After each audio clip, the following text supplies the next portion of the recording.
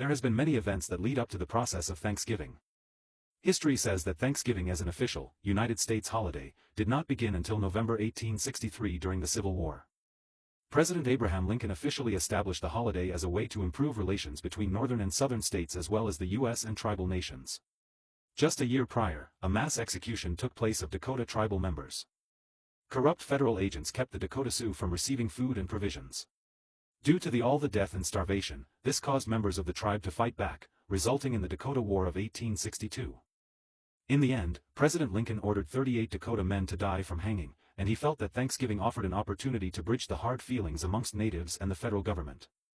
Due to many earlier events, there has been many wars or events that led to what we called Thanksgiving. For instance, the Pilgrims' arrival in 1620 was a historic-rooted event that established the Thanksgiving concept by way of inhabiting the rocky shores of the territory of the Wampanoag tribe. The Wampanoag people were part of the Algonquian-speaking people, who was a large part of the woodland culture area. These Indians lived in villages along the coast of what is now called Massachusetts and Rhode Island, and they lived in round-roofed houses called wigwams. Now there were two different Indians at this time. You had the Algonquian-speaking people and the Iroquois-speaking people, and the leaders of these two tribes were called sachems. Each village has its own sachem and tribal council.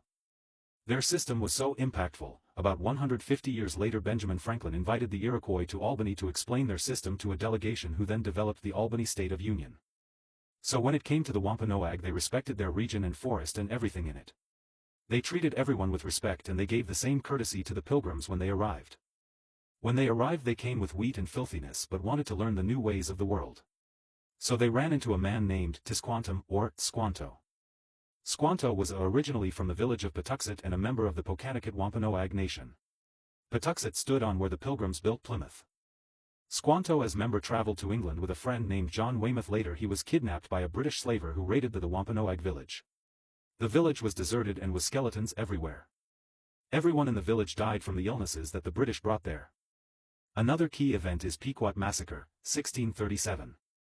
This was a key historical event often linked to early Thanksgiving proclamations is the Pequot Massacre of 1637, during which colonial forces, with the help of allied native tribes, attacked and burned a Pequot village near present-day Connecticut. Hundreds of Pequot men, women, and children were slaughtered, estimates range from 400 to 700 people. Survivors were enslaved or executed. Some accounts suggest this massacre coincided with one of the earliest colonial Thanksgiving celebrations. Throughout the 17th century and beyond, Thanksgiving proclamations were often issued by colonial leaders after military victories over native peoples.